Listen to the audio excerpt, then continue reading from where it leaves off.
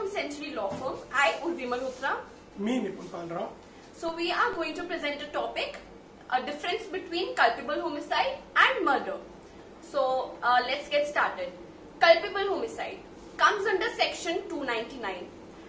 Whoever causes death by doing an act with the intention of causing death or with the intention of causing such bodily injury which is likely to cause death commits the offense of culpable homicide. Basically, अगर कोई अपने act के जरिए किसी को death पहुंचाता है या किसी को ऐसी बॉडीली इंजरी देता है जिससे उसके डेथ कॉज होने के बहुत चांसेस हो, वो ऑफेंस करता है कल्पेबल होमिसाइड का। अब हम आते हैं एसेंशियल्स पे। 3 एसेंशियल्स होते हैं कल्पेबल होमिसाइड में। पहला होता है आपका इंटेंशन। आपके अंदर इंटेंशन होनी चाहिए सामने वाले इंसान को डेथ कॉज करने की या ऐसी बॉडी इंजरी देने की। दूसरा आता है नॉलेज। आपके अंदर नॉलेज होनी चाहिए कि अगर आप उस इंसान को बॉडी इंजरी दोगे तो उसको डेथ कॉज हो सकती है। तीसरा आता है आपका एक्ट एंड हार्म, जो कि सामने वाले पर्सन को कॉज हो। ऐसा कोई एक्ट आपके साइड से होना चाहिए जिससे सामने वाले पर्सन को बॉडी इंजरी हो। अब हम आते हैं इसके एक्सप्लेनेशन पे। 3 एक्सप्लेनेशंस हैं कल्पेबल होमिसाइड में। पहली है एक्सेलरेशन ऑफ डिजीज। अगर आप कोई ऐसी बॉडीली इंजरी या ऐसी हर्ट करते हैं सामने वाले इंसान को जिससे और अगर सामने वाला पर्सन ऑलरेडी एक डिजीज से सफर कर रहा हो एंड उसका डिजीज एक्सेलरेट होने की वजह से उसकी डेथ हो रही हो, then it will lead to culpable homicide. Next हम आते हैं अगर आप proper remedies and treatment provide कर रहे हो। अगर आप सामने वाले इंसान को कोई बॉडीली इंजरी देते हैं, उसके बाद आप उसको प्रॉपर रेमेडीज, ट्रीटमेंट या एम्बुलेंस वगैरह बुला लेते हैं, उसके बाद भी अगर उसकी डेथ हो जाती है, then it will lead to culpable homicide. अब हम आते हैं मदर्स वूम। अगर बेबी मदर्स वूम के अंदर ही उसकी डेथ हो जाती है, then it will not lead to culpable homicide. पर अगर बेबी का कोई भी बॉडी पार्ट या एक फिंगर भी बाहर आ जाती है और उसके बाद उसकी डेथ कॉज होती है, then it will lead to culpable homicide. अब हम आते हैं culpable homicide के punishment पे। Culpable homicide की punishment comes under section 304 of Indian Penal Code. Culpable homicide की punishment ये कहती है कि आपको life imprisonment हो सकती है या आपकी imprisonment exceed हो सकती है up to the term of 10 years, या आप फाइन पे करने के लिए भी liable हो। That depends on the offense. अब हम इसके आते हैं केस लॉ पे। 2 केस लॉ डिस्कस करेंगे। पहला नारासिंह चलान वर्सेस स्टेट ऑफ ओडिशा। इस केस में क्या है, कल्पेबल होमिसाइड एक जीनस बताया गया है और मर्डर एक स्पीशी बताई गई है। सारे मर्डर्स कल्पेबल होमिसाइड है पर सारे कल्पेबल होमिसाइड मर्डर्स नहीं है। नेक्स्ट केस है हमारा Joginder Singh versus state of Punjab. इसमें ये बताया गया है कि आपका एक्ट का और आपकी जो डेथ कॉज हुई है उसके बीच में एक कैजुअल लिंक होना चाहिए। Now I forward it to Nipun. अब हम समझेंगे कि मर्डर क्या होता है। Murder is given under section 300 of Indian penal code. Murder culpable homicide है, पर मर्डर में एक डायरेक्ट इंटेंशन होनी चाहिए टू कॉज डेथ। मर्डर के भी 3 एसेंशियल्स हैं। पहला इंटेंशन टू कॉज डेथ। आपकी एक इंटेंशन होनी चाहिए डेथ कॉज करने की सामने वाले। दूसरा, आपकी एक एक्ट या ऐसा हार्म या ऐसी इंजरी होनी चाहिए जो सफिशिएंट है एक सामने एक व्यक्ति को डेथ कॉज करने के लिए। तीसरा, आपको प्रायर नॉलेज, प्रीमेडिटेशन, इंटेंशन होनी चाहिए सामने वाले व्यक्ति को डेथ कॉज करने की, एंड आपको पूरी नॉलेज होनी चाहिए कि आप जो एक्ट करने जा रहे हैं उससे सामने वाले व्यक्ति की डेथ होगी। अब इसमें एक बहुत इंपॉर्टेंट आता है एक्सेप्शंस। मर्डर के 4 एक्सेप्शंस हैं।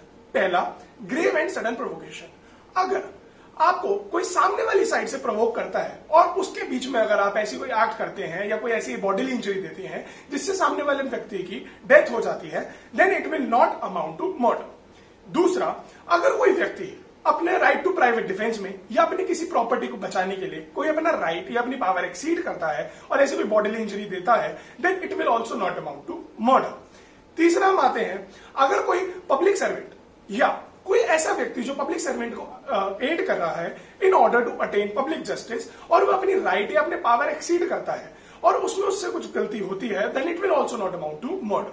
चौथा, अब हम आते हैं सडन फाइट एंड क्वेरल पे। अगर कोई आपकी प्रीमेडिटेशन और इंटेंशन नहीं है कि आप पहले से सोच के नहीं आए कि मुझे इस व्यक्ति को डेथ कॉज करनी है, then it will also not amount to murder. अब इसमें हम आते हैं पनिशमेंट क्या है मर्डर की। जो पनिशमेंट है मर्डर की वो गिवन है section 302 of Indian penal code. इसमें है या तो एक व्यक्ति को लाइफ इंप्रिजनमेंट मिलेगी या फिर उसको डेथ पेनल्टी और उसको फाइन भी देना पड़ेगा।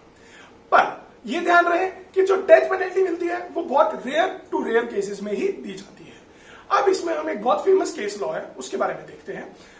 केस लॉ है मच्छी Singh and others versus state of Punjab. इसमें जो हमारे ऑनरेबल कोर्ट है उन्होंने ग्राउंड स्टेट करे हैं कि किस किस ग्राउंड पे आपको डेथ पेनल्टी दी जा सकती है। पर अब मेन बात आती है कि दोनों कल्पेबल होमिसाइड और मर्डर में डिफरेंस क्या है।